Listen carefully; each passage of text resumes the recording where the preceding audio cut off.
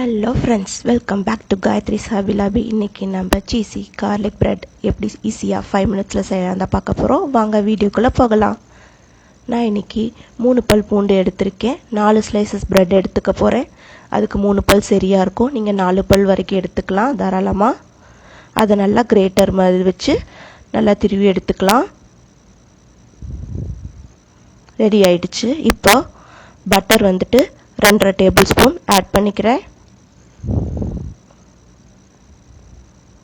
காரத்துக்கு chilli flakes add பண்றேன்.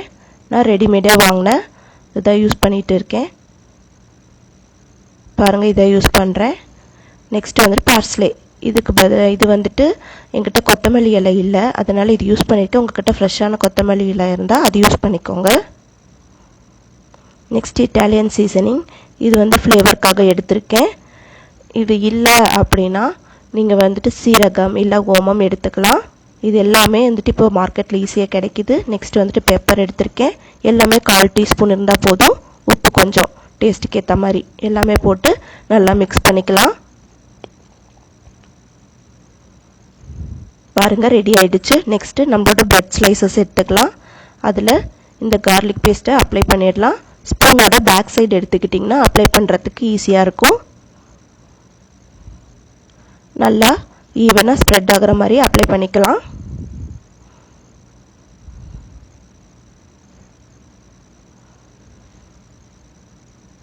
பாருங்க அவ்வளவுதான். இப்போ பிரெட்டை திருப்பி போட்டுக்கலாம். நம்மளுடைய ரெசிபி நேமே cheesy garlic bread தான். அதனால ஃபில்லிங்ஸ்க்கு சீஸ் தான் எடுத்துர்க்கேன். மொசரல்லா சீஸ் எடுத்துர்க்கேன். 2 ஸ்பூன் எடுத்துர்க்கேன். ஒரு பிரெட்க்கு 1 ஸ்பூன் சரியா இருக்கும். மேலே நெக்ஸ்ட் பிரெட் வச்சிரலாம்.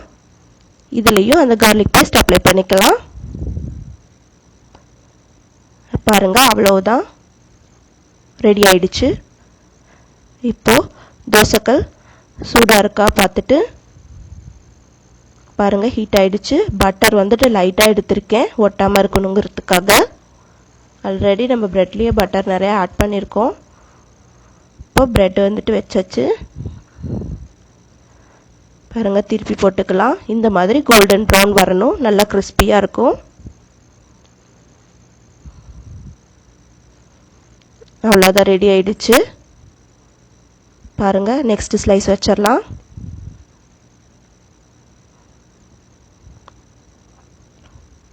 லைட்டா வெளிய கோல்டன் brown வர வரைக்கும் வெயிட் பண்ணவே போதும். இது ஓவர் குக் ஆகணும்ன்ற அவசியம் இல்ல. கிறிஸ்பினஸ்க்காக தான் இது வந்து வைக்கிறோம்.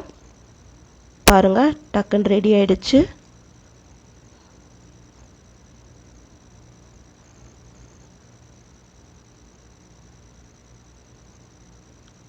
அவ்வளவுதான். இது வந்துட்டு ஒரு பிளேட்டுக்கு ட்ரான்ஸ்ஃபர் பண்ணிரலாம். பாருங்க தோசைக்கல் வந்துட்டு நீங்க ஆன் பண்ணி மீடியம் ஃப்ளேம்ல வச்சிட்டு இது preparation ஸ்டார்ட் பண்ணீங்கனாவே போதும்.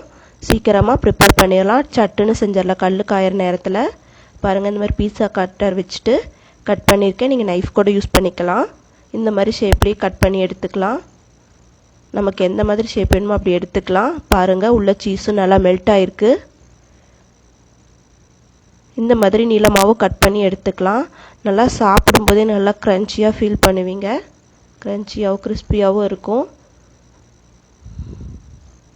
பாருங்க சூப்பரா ரெடி ஆயிடுச்சு. இந்த ரெசிபி நீங்க கட்டாயமா ட்ரை பண்ணிட்டு எப்படி இருக்குன்னு எனக்கு கமெண்ட்ஸ்ல சொல்லுங்க. இந்த வீடியோ உங்களுக்கு பிடிச்சிருக்கு அப்படினா லைக் பண்ணுங்க, ஷேர் பண்ணுங்க. கண்டிப்பா subscribe பண்ணிக்கோங்க. உங்களுக்கு அடுத்தடுத்த நோட்டிஃபிகேஷன்ஸ் உங்களுக்கு ரெகுலரா அப்டேட்டா காட்டிட்டே இருக்கும். அதுக்காக தான். Thanks for watching.